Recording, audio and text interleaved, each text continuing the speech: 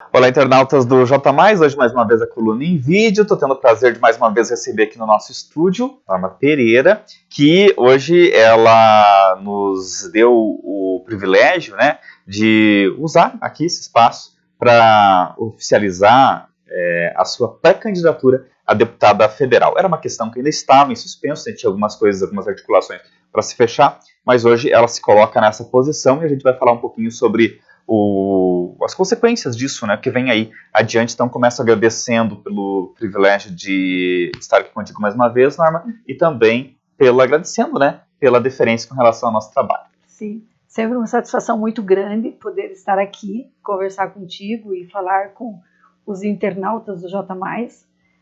E é um orgulho imenso, né, eu sempre falo, afinal, Canoinhas é a minha família, né, eu já a adotei há 40 anos e é aqui que eu permaneço e fico.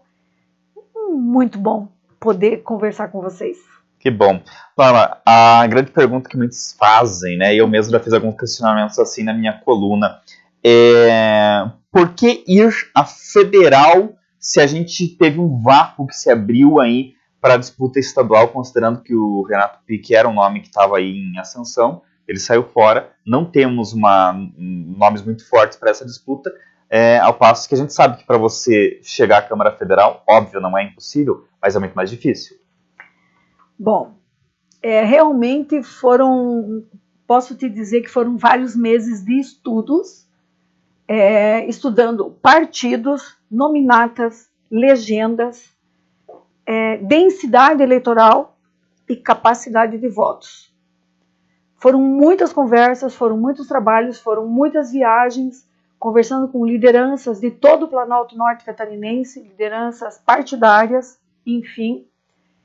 E eu posso te dizer que de todos os partidos que gostariam que nós fôssemos, eu digo nós porque eu me considero alguém que representa o Planalto Norte de Santa Catarina, e que bom, né, que é Canoinhas que tem essa oportunidade, entendem que seria o momento do Planalto Norte emplacar um deputado federal.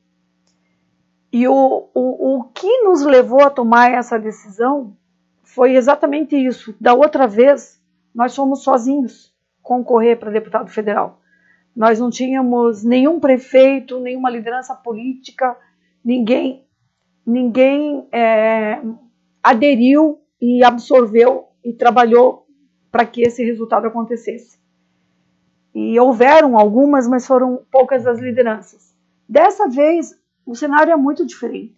Tem muitas lideranças do Planalto Norte, prefeitos, vices, vereadores e outros que estão integrando esse time para que o Planalto Norte tenha uma representação política e, óbvio, né, Canoinhas, depois de 40 anos, o privilégio de contribuir com isso para emplacar uma vaga no Congresso Nacional. Você ficou um mês lá em Brasília como suplente de deputada federal, né? Claro, todos nós esperávamos que você ficasse mais tempo, mas esse um mês, eu creio, e aí te pergunto se a sua visão é essa, de que te deu uma popularidade aqui no Planalto Norte inédita, né? Deu muita popularidade, foram muitas entrevistas dadas nos municípios vizinhos, e isso que foi o legal, a espontaneidade das pessoas, né? As pessoas nos procuravam, marcavam um dia e tal, em todos os municípios, e a receptividade foi extraordinária, e aquela alegria de o Planalto Norte ter um representante de novo no Congresso Nacional. Isso foi uma coisa que mexeu muito. E também o fato de a gente viver lá em Brasília, ter a oportunidade de contactar nos ministérios, não pessoalmente, só por telefone, online, em face da pandemia, mas de a gente ver que a gente pode fazer muito por uma região, e atrair investimentos para uma região e uma pessoa nossa lá. Agora, Norma, você sabe e tem essa consciência de que esse mês de mandato ele foi fruto de uma tempestade perfeita, ou seja, a gente teve a infelicidade aí do falecimento do Tebaldi, depois tivemos a pandemia que fez com que desse toda aquela turbulência no Brasil todo, e a gente teve a consequência do impeachment do governador de Santa Catarina, Carlos Moisés, que fez com que a Carmen Zanotto viesse, pelos dois motivos, né? A Daniela Rainer assumiu, e ela, como enfermeira e como uma profissional de saúde, via que era a chance dela resolver aqueles imbróglios que estavam aqui por conta da pandemia, e aí, né, você assumiu essa suplência. Mas, diante disso, muito pode dizer, a Norma está sendo muito autoconfiante, porque lá foi o fruto de todo esse cenário que não vai se repetir.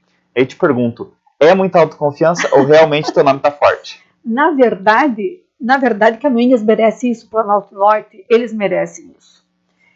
E eu sou muito grata, inclusive, ao Francisco e ao Tebaldi. O Francisco queria muito que eu concorresse a deputado federal, porque ele não se conformava que o Planalto Norte, com tanta gente boa, tanta gente com projetos, com ideias, com força de vontade, sérios, querendo fazer o melhor pela região, não ter alguém que represente o Planalto Norte.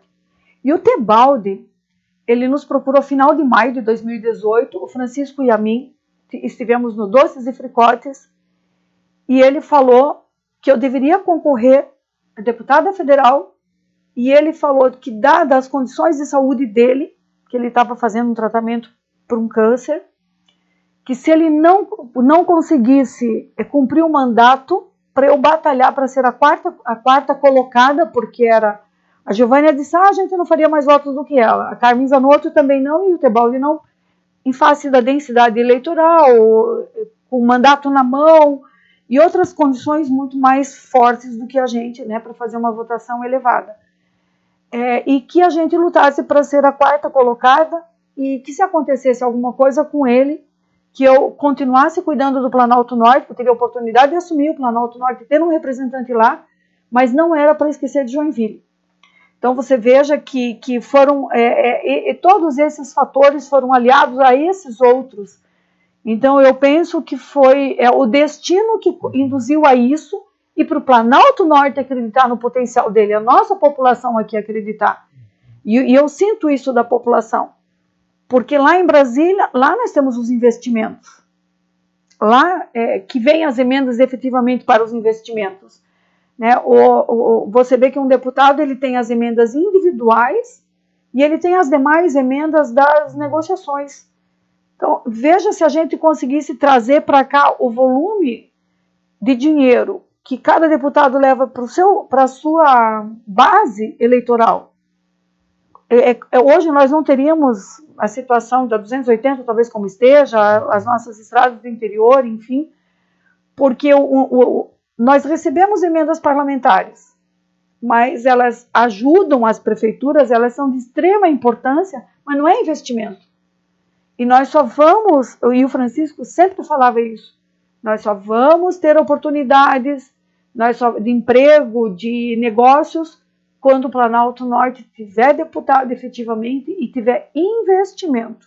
E é isso que nós precisamos, investimento para criarmos e termos oportunidades. E tem outro ponto do cenário que também era muito diferente em 2018, me recordo agora ouvindo você falar, por exemplo, você estava com muito pouco dinheiro para a campanha, me recordo muito bem que veio muito mais recursos para outros que o partido achava, exatamente, 50 mil reais para você, ao passo que, por exemplo, Giovânia de Sá, que não estamos aqui criticando ela, mas ela recebeu 1 milhão, né, para fazer campanha, ou mais até, né, ou mais. 2,5 vezes.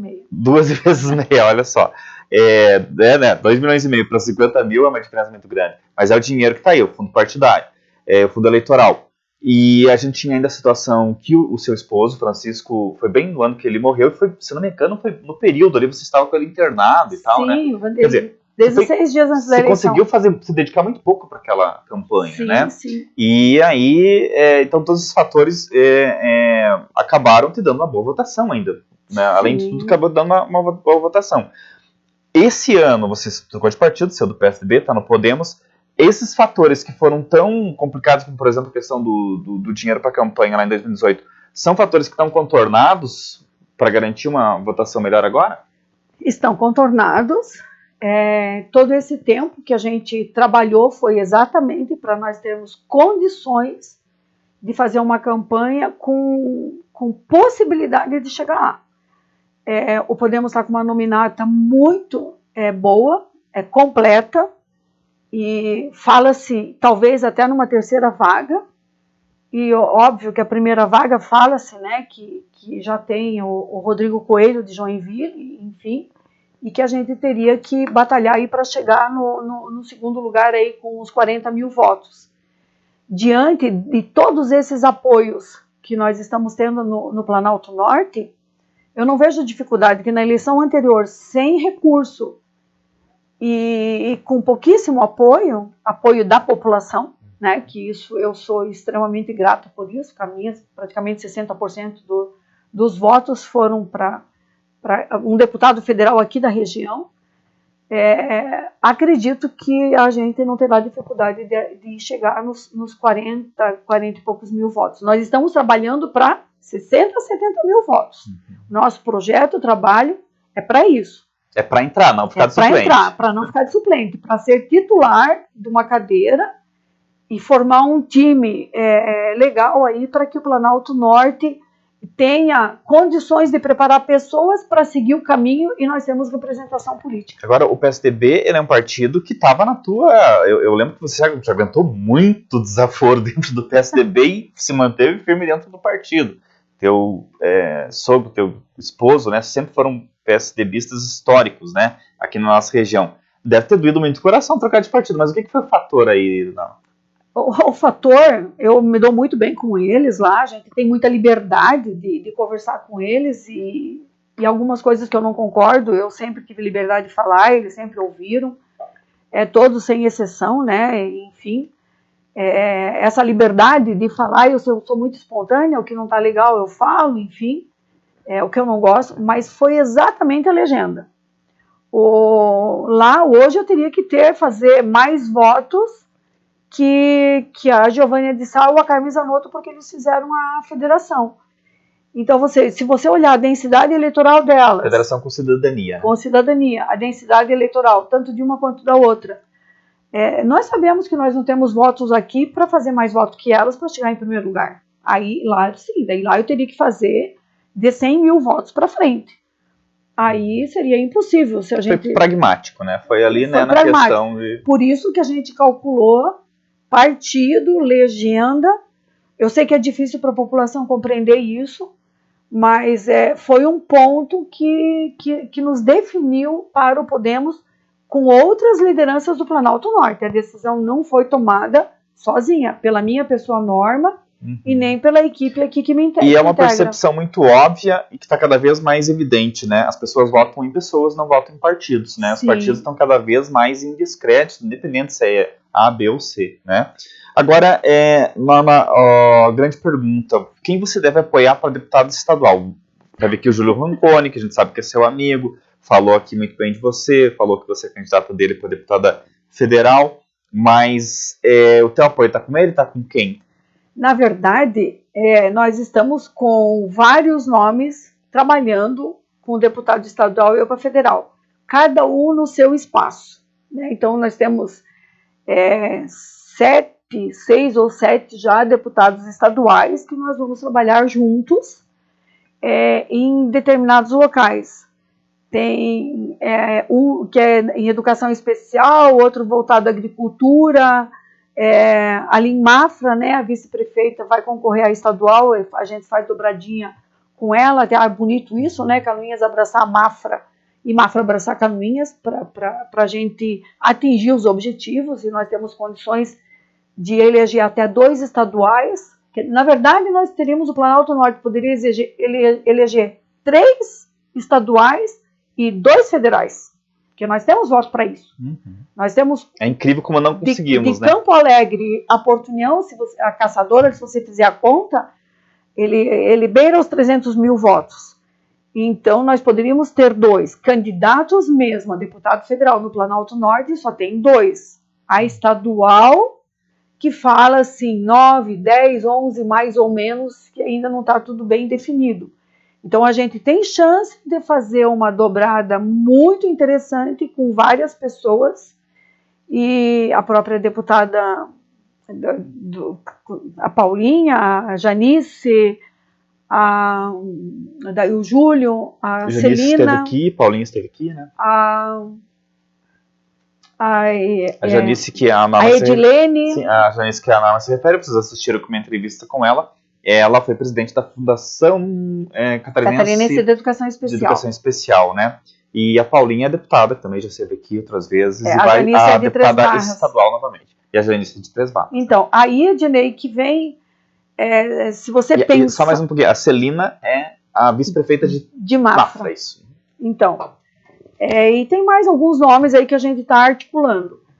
Então, diante desse contexto, e considerando que o Podemos tem 4 prefeitos no Planalto Norte, e a gente já tem apoio de mais prefeitos,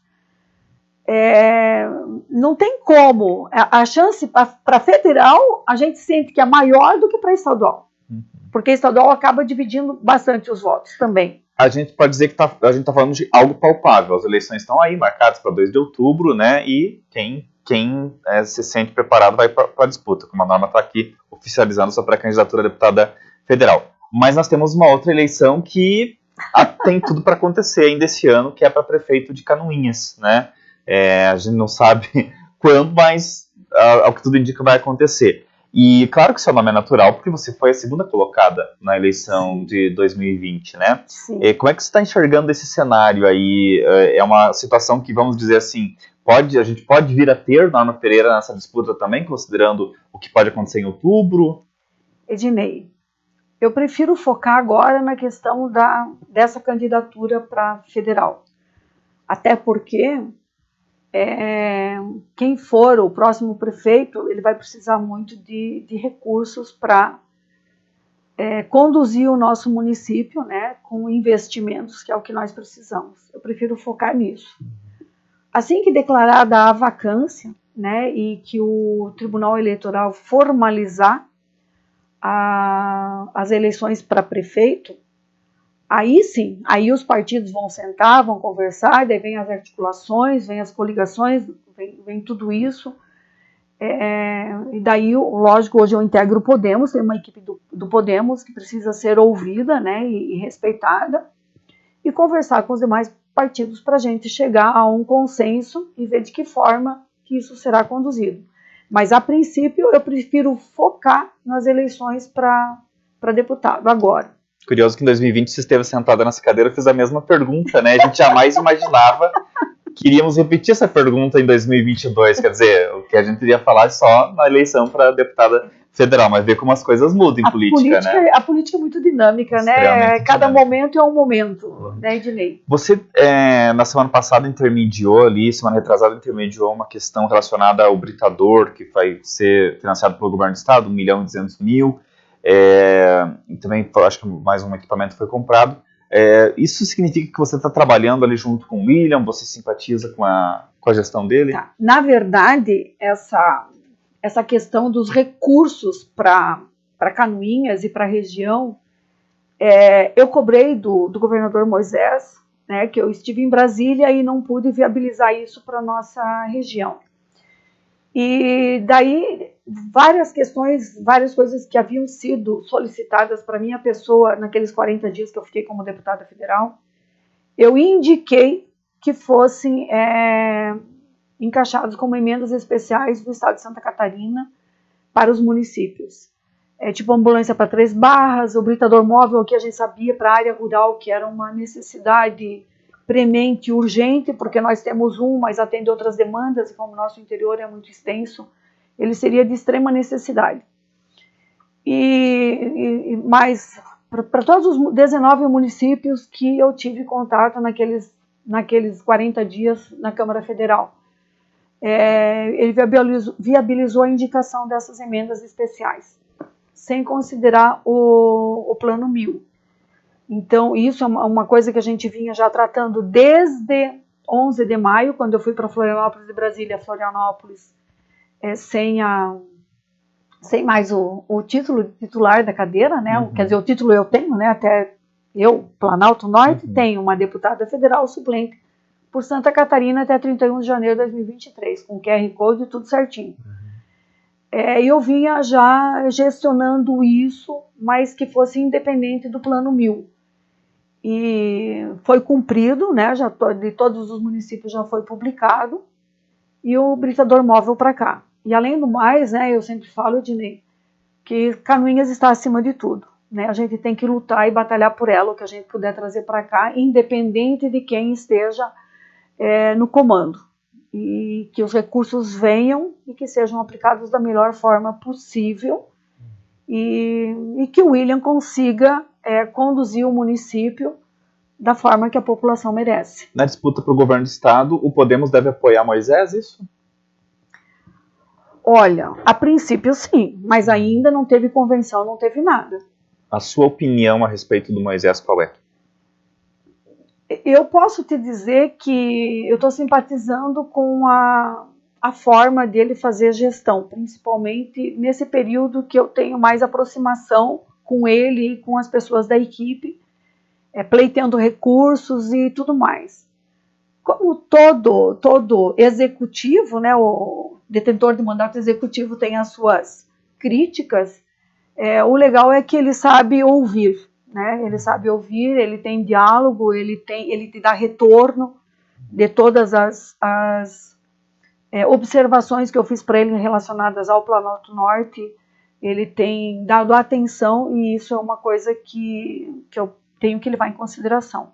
Bom, a gente, claro, está tratando a Norma como pré-candidato porque a legislação manda tratar pré-candidato até as convenções. Mas essa é uma coisa líquida e certa, até porque os partidos têm dificuldade de cumprir nominata de mulheres, né, na disputa. Então, o que a gente deve ter aí pela frente é apenas a oficialização do que a gente está hoje anunciando aqui, né? Ah, com certeza. E até assim, sabe, Ednei, que às vezes eu falo a questão da nominata da mulher é obrigatória. Eu acho que no Brasil deveria ser como é em vários países já do mundo.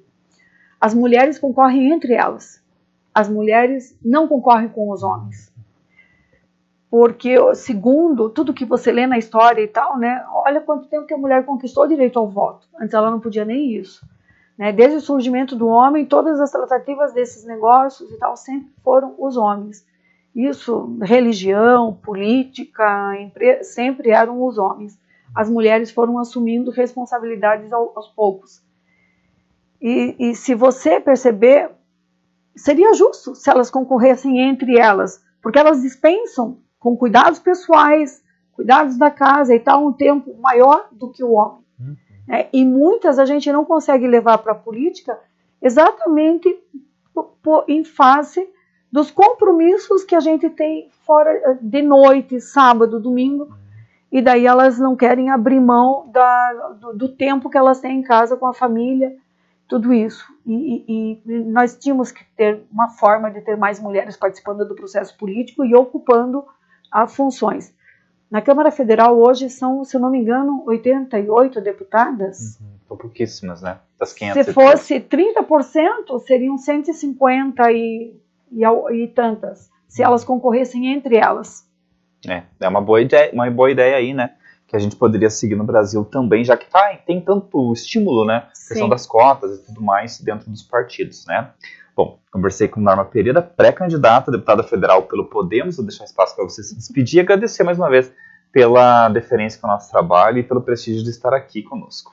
Eu agradeço mais uma vez imensamente essa oportunidade, né, de falar com você, de falar com vocês, internautas do J+, dizer para vocês que eu acredito muito, muito mesmo no Planalto Norte Catarinense. Muito obrigada. Obrigado, Norma, e até a próxima.